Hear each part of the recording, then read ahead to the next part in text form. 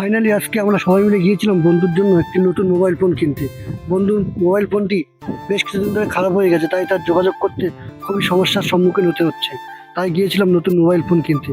আমি নেই তোমার রুল তোমার ফোন কিনতে মোবাইল ফোনটি পছন্দ করার পরে আমি কিন্তু মোবাইল ফোনটি আনবক্সিং করছি।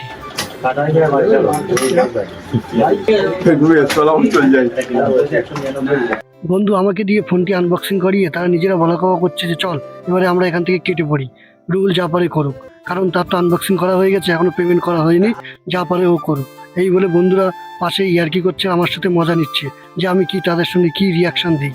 ফোনটি আনবক্সিং করার পরে বন্ধুকে দেখাচ্ছিলাম যে বন্ধু দেখো ফোনের লুকটা তোমার পছন্দ হয়েছে কি না। বন্ধু বললো ঠিক আছে, কোনো সমস্যা নেই, ফোনটি আমার পছন্দ হয়েছে, চলো ফোনটি নিয়ে নাও, কোনো সমস্যাই নেই। এই ফোনের চার্জারের কালারটা কিন্তু বেশ দারুণ করেছে, দেখো ম্যাট ব্ল্যাক কালার, বেশ দেখতে দারুণ লাগছে। তো যাই হোক, ফোনটি তো নিয়েই নিলাম। ফোনটি দেখতে বেশ দারুণ লাগছে।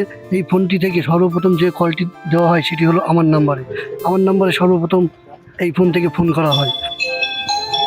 আর হ্যাঁ বন্ধুরা, তোমাদেরকে তো আরেকটি কথা বলাই হলো না, হাসনাবাদ ডেভিড মোবাইল পার্ক থেকে মোবাইল কিনলেই থাকছে আকর্ষণীয় গিফট।